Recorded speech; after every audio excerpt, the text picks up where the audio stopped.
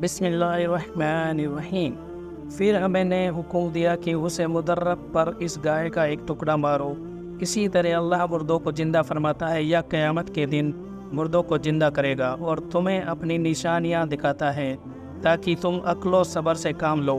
پھر اس کے بعد بھی تمہارے دل سخت ہو گئے، چنانچہ وہ سختی میں پتھروں جیسے ہو گئے، ہے نا؟ یہ ان سے بھی زیادہ سخت ہو چکے ہیں، اس لیے کہ بے شک پتھروں میں تو بعض ایسی بھی ہے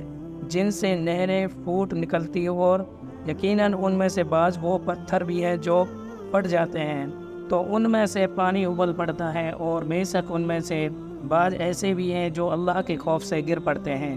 افسوس تمہارے دلوں میں اس قدر نرمی، خستگی اور شکستگی بھی نہیں رہی، اور اللہ تمہارے کاموں سے بے خبر نہیں۔ اے مسلمانوں، کیا تم یہ توقع رکھتے ہو کہ وہ یہودی تم پر یقین کر لیں گے، جبکہ ان میں سے ایک گروہ کے لوگ ایسے بھی تھے کہ اللہ کا کلام تورات سنتے، پھر اسے سمجھنے کے بعد خود بدل دیتے، حالانکہ وہ خوب جانتے تھے کہ یہ حقیقت کیا ہے اور وہ کیا کر رہے ہیں۔ اور ان کا حال تو یہ ہو چکا ہے کہ جب اہل ایمان سے ملتے ہیں تو کہتے ہیں ہم بھی تمہاری طرح حضرت محمد پر ایمان لے آئے ہیں، اور جب آپس میں ایک دوسرے کے ساتھ تنہائی میں ہوتے ہیں تو کہتے ہیں کیا تم ان مسلمانوں سے نبی آخر الزماں کی رسالت اور شان کے بارے میں وہ باتیں بیان کر دیتے ہو جو اللہ نے تم پر تورات کے ذریعے ظاہر کی، تاکہ اس سے وہ تمہارے رب کے حضور تم ہی پر حجت قائم کریں؟ کیا تم اتنی عقل بھی نہیں رکھتے؟ کیا وہ نہیں جانتے کہ اللہ کو وہ سب کچھ معلوم ہے جو وہ چھپاتے ہیں اور جو ظاہر کرتے ہیں؟ اور ان یہودوں میں بعض ان پڑھ بھی ہیں جنہیں سوائے سنی سنائی جھوٹی امیدوں کے کتاب کے معنی و مہم کا کوئی علم ہی نہیں، وہ کتاب کو صرف زبانی پڑھنا جانتے ہیں۔ یہ لوگ محض وہی گمنام میں پڑے رہتے ہیں۔ بس ایسے لوگوں کے لیے بڑی خرابی ہے جو اپنی ہی ہاتھوں سے کتاب لکھتے ہیں، پھر کہتے ہیں کہ یہ اللہ کی طرف سے ہے تاکہ اس کے عوض تھوڑے سے دام کما لیں، سو ان کے لیے اس کتاب کی وجہ سے ہلاکت ہے جو ان کے ہاتھوں نے تحریر کی، اور اس معاوضے کی وجہ سے تباہی کی جو وہ کما رہے ہیں۔ اور وہ یہودی یہ بھی کہتے ہیں کہ ہمیں دوزخ کی آگ ہرگز نہیں چھوئے گی سوائے گنتی کے چند دنوں کے۔ جا آپ ان سے پوچھیں کیا تم اللہ سے کوئی ایسا وعدہ لے چکے ہو؟ پھر تو وہ اپنے وعدے کے خلاف ہرگز نہیں کرے گا، یا تم اللہ پر یوں ہی وہ بہتان باندھتے ہو جو تم خود بھی نہیں جانتے۔ ہاں واقعی جس نے برائی اختیار کی اور اس کے گناہوں نے اس کو ہر طرف سے گھیر لیا تو وہی لوگ دوزخی ہیں، اور وہ اس میں ہمیشہ رہنے والے ہیں۔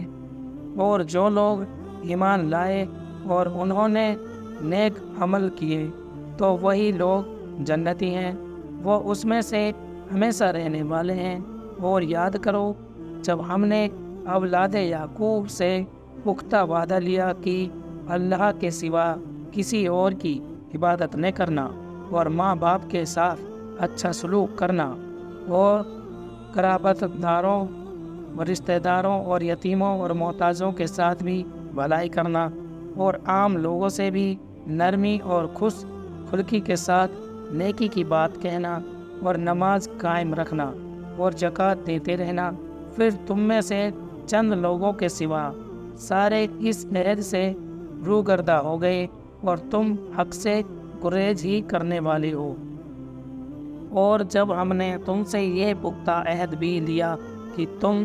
آپس میں ایک دوسرے کا خون نہیں بہاؤ گے اور نہ اپنے لوگوں کو اپنے گھروں اور بستیوں میں نکال کر چلا وطن کرو گے، پھر تم میں سے اس امر کا اقرار کر لیا اور تم اس کی گواہی بھی دیتے ہو،